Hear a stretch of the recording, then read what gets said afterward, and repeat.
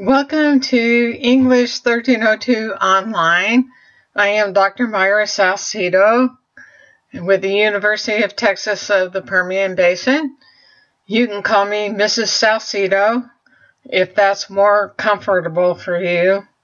My name is really Salcedo, but I live in Texas, so I go with Salcedo, right?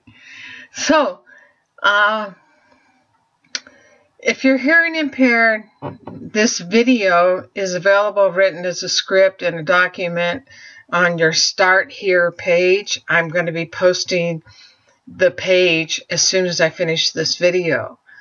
And I did a video the first week of class, but I didn't follow my script, so it wasn't good, so I didn't post it.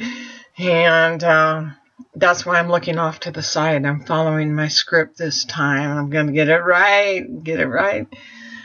So, I'm proud to be a two-time graduate of UT Permian Basin. I earned a Bachelor of Arts degree with a double major in English and Mass Communications, which is journalism. I then earned a master's degree in English, and finally, I lived on the campus of UT Arlington for 6 years, 6 long years, folks, where I graduated with a PhD in rhetoric and composition in May 2014.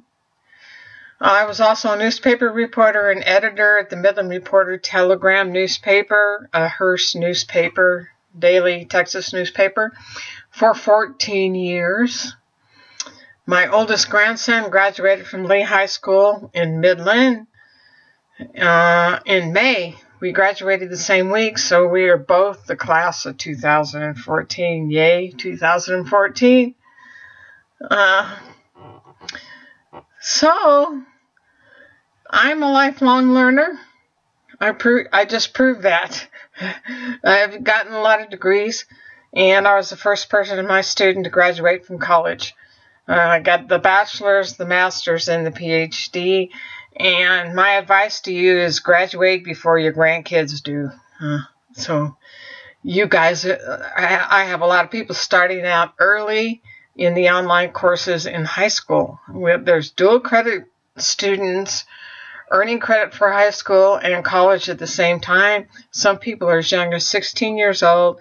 I think my oldest student is 35.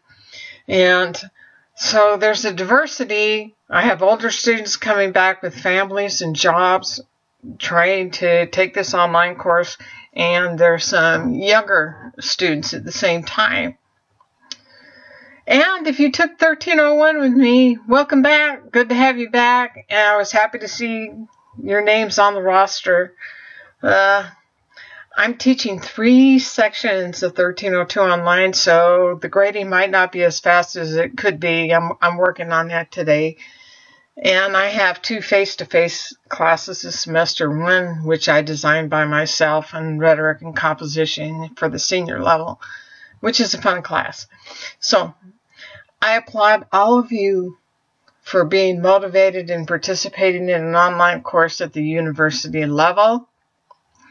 This course requires reading and writing specifically with a few quizzes. A lot of you have a lot of activities, jobs, family life. You've got to make time for this course. Okay? So, it's a fast-paced course, 17 weeks. If you take out spring break, it's 16 weeks. It's fast-paced, not self-paced. There are deadlines, especially Saturday nights. So I know a lot of you are busy on Friday with extracurricular activities. By Saturday night, you've got to get the work done. You've got to make the deadlines. You get a week behind. It's my experience you won't catch up. It's a rigorous course. It's challenging, but you can do it. I know you can. Everybody's motivated. I've been reading your letters. They're great. Good to know and meet everybody. And after I read all of your letters and review them, I'm going to open up the discussion board again so you can go back and read all the letters that everybody wrote and get to know your classmates. So, this course requires reading and writing, which I said. There's no midterm exam. There's no final exam. Your writing portfolio is an equivalent of a final exam. And what is a writing portfolio? It's all the papers you do in the class, all 4 papers, and you turn them in at the end of the class clean. That means with no comments from me on them. And you turn in 4 clean drafts of your paper and a reflections paper writing about how you grew in the course, and that is your portfolio for the course. I'll talk about that more in another video. So, the portfolio showcases your writing for the entire semester. Hang on to your papers. Save them. Save them everywhere. Get them in a cloud drive. Save them on a thumb drive. Email a paper to yourself. Do not save everything on one single computer. If it goes down or something happens, that could be a terrible thing. You don't want to lose your work. Hang on to your work, and that way you're watching your own back. So, and I'm human. I can make mistakes. If you have copies of your work, you can send me this draft and say, Mrs. Salcido, you looked at the wrong draft. So there you go.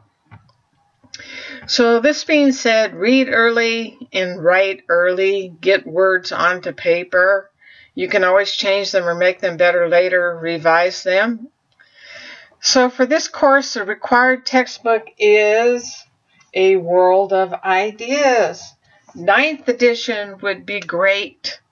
The course is built around the 9th edition. This is a collaborative course. It means other teachers put this course together, several teachers, and you'll notice there's some copyright names on the bottom of lectures and assignments where certain teachers design certain things for the course. It's based on the 9th edition of A World of Ideas, so the page numbers will be for the 9th edition. However, I know many of you have the 8th edition of World of Ideas, and I have it too. So I will work with you if you have the 8th or the 9th edition. Either one is fine. And then your final textbook is the Simon & Schuster Handbook for Writers. So those are your textbooks, and then you need to have movies. And the first movie up will be The Matrix.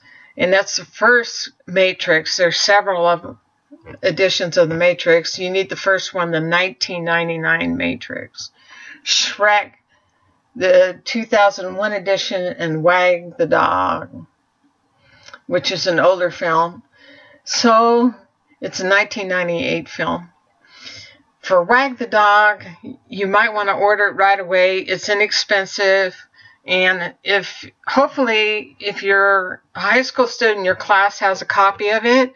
And I was told by a student, hi Shanna Spivey, that you can rent Wag the Dog on Netflix if you have a subscription. So you may have to do that. So let's see. Late papers, bad news. Late assignments, I usually don't accept them, especially if you have an extracurricular activity and you just didn't do it. You miss the deadline, the boxes close, the assignment closes. People will have things come up. There'll be illnesses in the family. You know, hopefully nobody has a death in the family. But things come up, and I do allow for documented excuses. So, computer problems, not a good excuse. Internet going down, I had a game. No, you got to work ahead. I have athletes that work ahead and turn their assignments in early. And always watch the announcements. I probably will start getting into doing announcements almost daily. to let you know where you are, where everybody is, and what's coming up. And rhetoric is something you need to pay close attention to. We use our words to persuade people into a response, to persuade people to see our side of things, and then we are using rhetoric. When you wrote your letters to me, you were practicing a form of rhetoric. The art of persuasion through using words to the best of your ability. Aristotle said rhetoric was the art of persuasion through using the best available means possible. So if you think you don't use your words to persuade people, think about when you say hi on the street to somebody and you expect them to say hi back. You are manipulating them in a good way. You are persuading them to respond to you. And you aren't just saying hi as empty words. You are saying it with meaning behind it, and that's what rhetoric is. So that's just a little bit about it. And if you have the opportunity, go see the movie Selma about Martin Luther King Jr., the Reverend Dr. Martin Luther King Jr.